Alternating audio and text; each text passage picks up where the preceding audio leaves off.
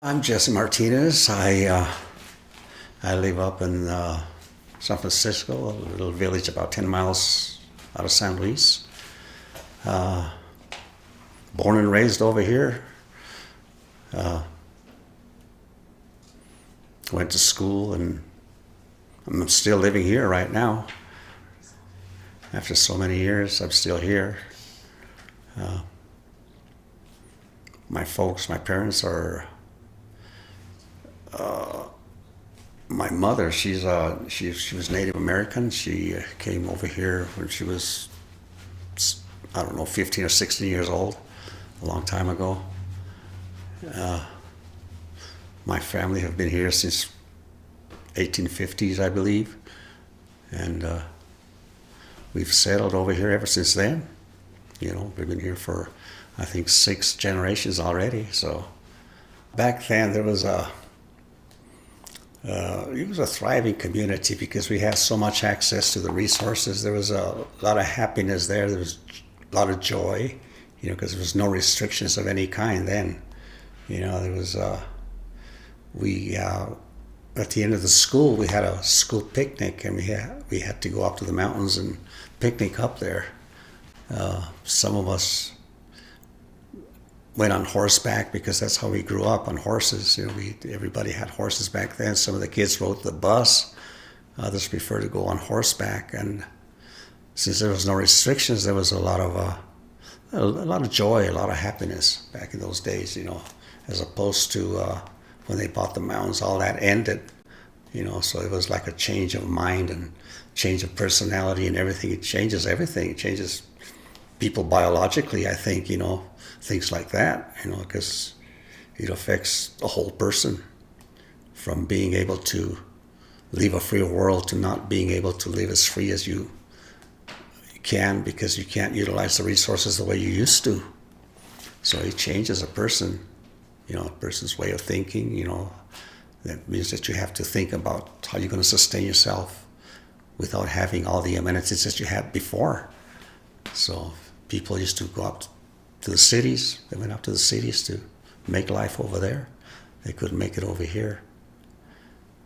Then you have the hardcore people like myself and that stayed over here and managed to be able to survive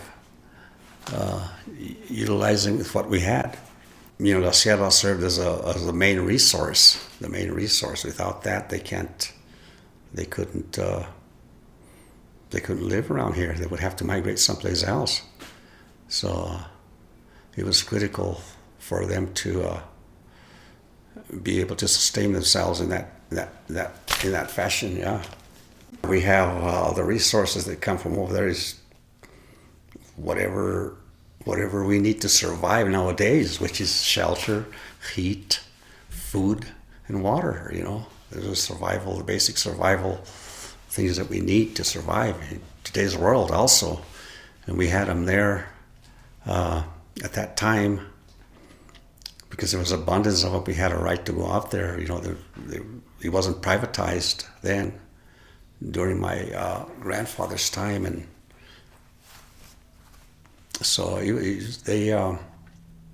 was important to gather, be able to gather food, berries for fuel, for food, and fibers, and wood for firewood, timber for building.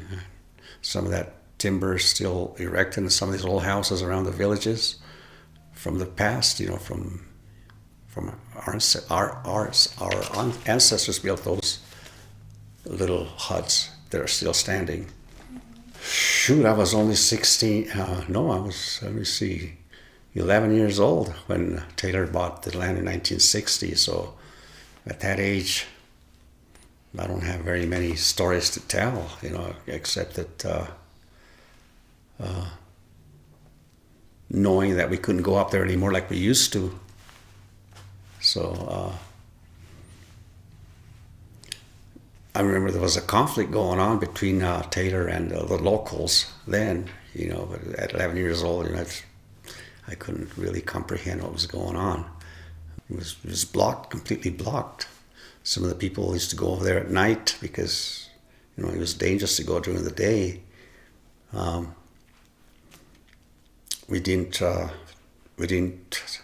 trust Taylor because we were afraid that if he would catch us up, that he would beat us up or kill us. So we had to be sneaky. When you're in a situation like that, you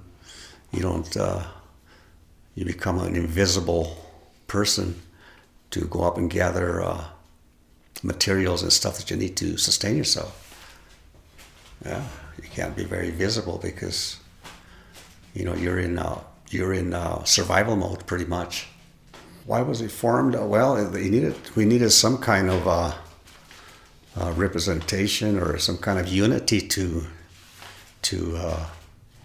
be able to combat these privateers, And my involvement has always been just attending rallies and keeping up with the news on what's going on in the mountains and the court systems and all that. Yeah. Mostly attending rallies and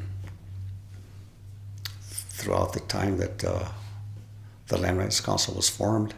Even before then, before it was formed, we were holding rallies or holding meetings up in Chama. Then they formed the Land Rights Council later on. But through those meetings, that's how the Land Rights Council came about. Yeah, we needed, representation, legal representation. So the council needed to be able to implement all that. Well, part of the management plan for sure would be for the people to gather more wood, especially the dry wood that's out there, because it's full of wood. I go up there all the time, and the management plan is to keep on gathering the dry wood that's out there to prevent a fire from, burning the whole mountain down. The more dry wood we gather from the mountain, the less it becomes susceptible to fire or for burning, for a forest fire. So that's one way of managing the mountain there. That's probably one of the main ideas, keeping it clean and having maybe the owner agree to maybe plant trees or something to keep from, to recuperate the deforestation that they did there during the logging period. So that's one way of managing it also and keeping it alive is by planting more trees, to make up for the trees that they cut. Probably trying to convince the owner of the mountain to work in a common goal with the people of the community, being able to establish other rights, like maybe food, gather food from the mountains instead of just wood, give us a right to gather food.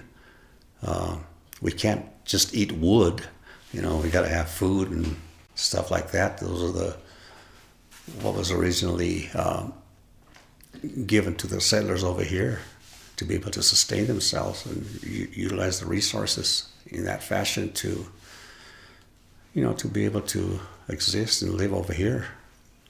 To preserve the health of the land, like I said, what's critical over there is to remove all the dry wood that's there. There's aspens over there that are just crisscrossing each other.